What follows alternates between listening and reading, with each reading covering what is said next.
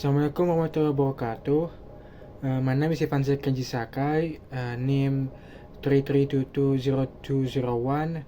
I'm from class 33.7A.07, and I'm here to present my project UTS called Cross-Cultural Understanding. Part 1, Topic 1, Intercultural Communication. What is intercultural communication? Intercultural communication refers to the process of exchanging information between people from different cultural backgrounds, including differences in languages, values, and social practices. According to Gudikanst and Kim from 2003, it is the interaction between people whose cultural perceptions and symbol system are distinct enough to alter the communication event. In simpler terms, it's about how people from various parts of the world communicate and understand each other across cultural differences. Why is important in today's globalized world? Globalization connects people across borders between business, education, migration, and technology, from Samuva Porter and McDaniel 2012. Effective intercultural communication helps prevent misunderstanding in international workplaces, build mutual respect and collaboration, and improve cross-cultural competence and global citizenship. Example is in multinational companies like Google or Unilever, employees come from over 100 nationalities. Effective ensures teamwork and innovation across cultures. Tim Tommy from 1999. So the challenges in intercultural communication. Language barriers.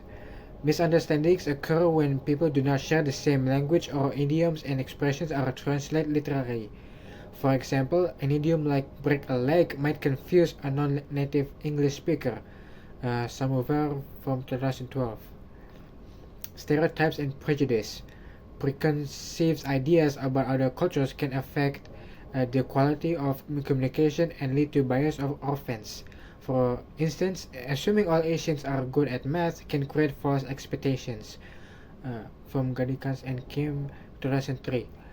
Different communication styles. Some cultures value directness, while others prefer indirectness. Americans, for instance, are often more direct, while Japanese communications tends to be more implicit. From Hall 1976. Non-verbal misinterpretation. Body language, gestures, or facial expressions can carry different meanings across cultures. A thumbs up may mean good in the US but can be offensive in some Middle Eastern countries. From Hall 1976. The real-life example, the Pepsi slogan. Misunderstanding in China. The Pepsi slogan "Come Alive with the Pepsi Generation" was mistranslated into Chinese as "Pepsi brings your ancestors back from the dead." The marketing failed because it disrespected cultural beliefs about ancestors, a sacred value in Chinese culture. The lesson is companies must understand cultural meanings before translating language literally.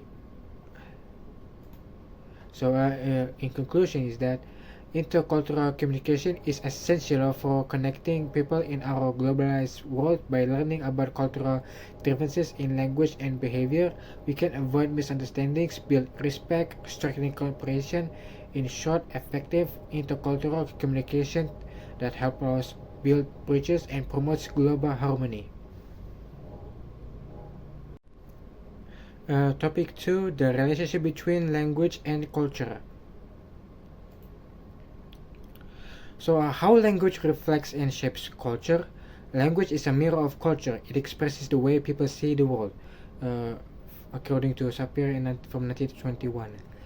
Sapir Whorf hypothesis: language not only reflects culture but also shapes how we think and perceive reality. Whorf from 1996. For example, is that the Inuit have many words for snow, reflecting how important it is in their daily life. In contrast, desert cultures have more words for types of sand and or wind. How different cultures expresses values, politeness, or identity. In Japan, people use keigo or honorific language to show respect based on hierarchy, which reflects the cultural values of politeness and social order, from Samuvar at 2012. In Indonesia, the use of local languages such as Javanese or Sundanese can indicate regional and social identity, showing that language represents belonging and cultural pride. In the United States, people often use first names even in formal contexts, symbolizing equality and informality. In Korean culture, which is collectivist, people tend to say we instead of I, such as saying our mother instead of my mother, highlighting the importance of community over individuality. When cultural misunderstanding in language occurs, for example, politeness misunderstanding. A Japanese student might say, I'm not good at English out of humility, but Westerners may interpret it as lack of confidence. For example, two is directness versus indirectness. In Western countries, direct speech means honesty. In many cultures, indirectness means politeness. Misunderstanding this can make people seem rude or dishonest unintentionally. Understanding how language and culture interacts helps avoid miscommunication. As Hall 1976 said, culture is communication and communication is culture. You cannot separate the two. So a conclusion. Language and culture are two sides of the same coin. Language reflects a society, values, and traditions, while culture gives meaning to the words people use. When we fail to understand cultural language use, misunderstandings can easily occur. But if we are aware, open-minded, and respectful, we can build better cross-cultural communication and mutual understanding.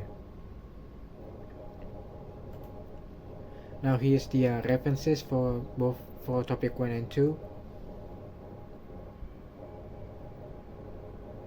For now, I'm going to moving on to part 2. Part 2, Case Study 1, Cultural Barriers. So now, in this scenario, a multinational team from Indonesia, Germany, and Japan faces communications breakdowns due to cultural differences. Each culture carries distinct values and communication norms that affect teamwork and understanding.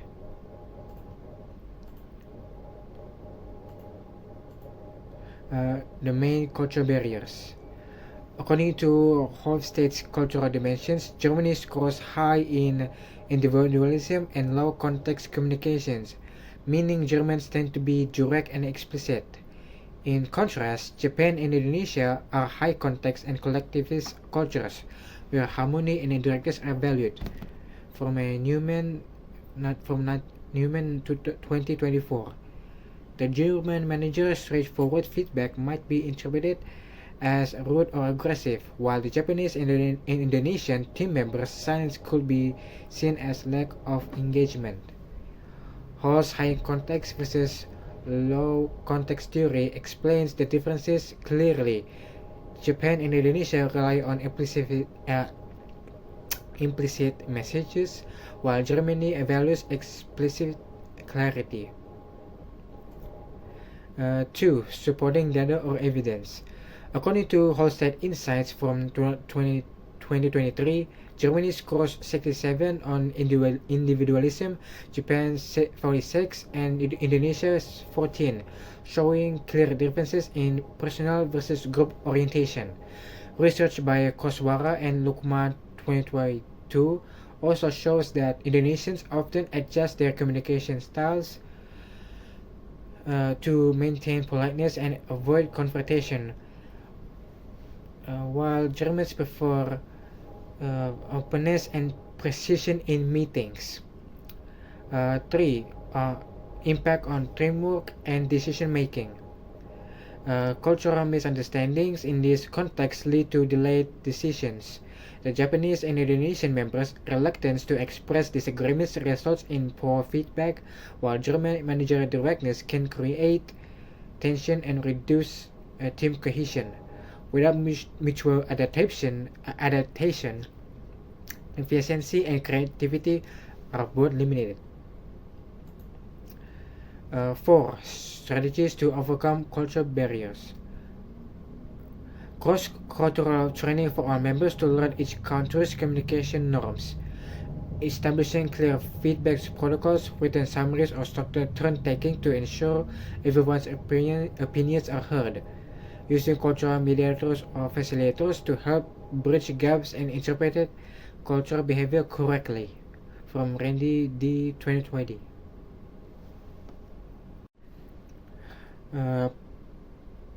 Case Study 2. Cross-cultural communication for business.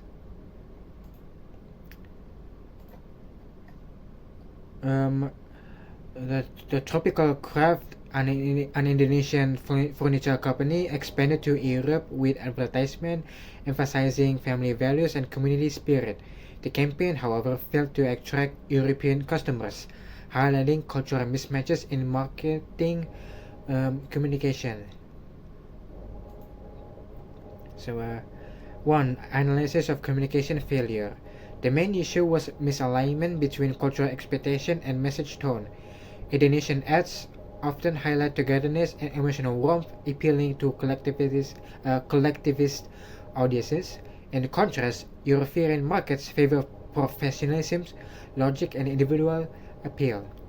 According to Farm from 2022, collectivist advertising focuses on harmony and emotional connection, while individualist markets prefer factual, product-oriented promotion. 2. Data or supporting evidence. Research shows that Asian audiences respond better to emotional storytelling, while European consumers prefer straightforward information about product quality and innovation. Pangestu 2024. Studies from business perspectives to 2023 indicate that European markets often view overly sentimental ads as unprofessional or insincere. 3. Influence of cultural values. Using Hofstede's cultural dimensions, Indonesia scores high in collectivism and high context communication, whereas most European countries like Germany, Netherlands, France are individualist and low context. These differences explains why Indonesian ads emphasizing relationships did not resonate with European audience seeking rational appeal. 4. Revised marketing strategy. To appeal to European consumers, Tropical Craft should focus on product quality, design, and craftsmanship rather than emotional themes. Use simple, modern visuals and direct language to align with low context preferences. Incorporate sustainability and innovation values highly appreciated in Europe. From Wicaksono 2023.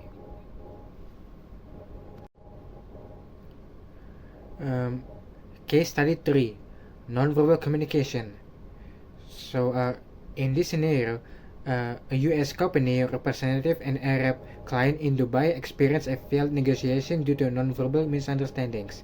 The market's habit of checking his watch and maintaining distance was seen as impatience and disrespect by the Arab client. So, number 1, the nonverbal communications issues. The problem lies in differences in time perception and personal space. The US is a monochronic culture that values punctuality and efficiency, while Arab cultures are polychronic, prioritizing relationships and flexible time. Zhao 2022. Additionally, proxemics, the physical distance people maintain differs greatly. Americans prefer a larger personal space, while Arabs tend to communicate more closely. 2. Supporting data or research. A study by Pugo et al. From 2024 on business negotiations shows that body language such as eye contact, posture, and gestures varies greatly across cultures. In Arab culture, prolonged eye contact signifies sincerity, while avoiding it can indicate dishonesty. In contrast, Americans view excessive eye contact as aggressive. Hall's theory of time orientation further supports that Arab cultures interpret time as relational rather than linear. 3. Influence on trust and relationship building. Misinterpreting nonverbal cues can damage trust, which is essential in Arab business relationships. The American representative's behavior unintentionally signaled disinterest and unintentionally signalized disinterest and impatience, leading to a breakdown of rapport. This highlights the importance of nonverbal sensitivity in cross-cultural negotiations. 4. Recommended strategy. Cultural awareness training focusing on local nonverbal norms. Observation and adaptation mirroring the local partner gestures and proximity. Allocating more time for informal conversation before formal negotiation, which is valued in Arab culture. Avoiding behaviors that may suggest impatience, such as checking the time or interrupting. Now here's the references for the all case studies. And that's it for my presentations, and I apologize if there's any mistakes.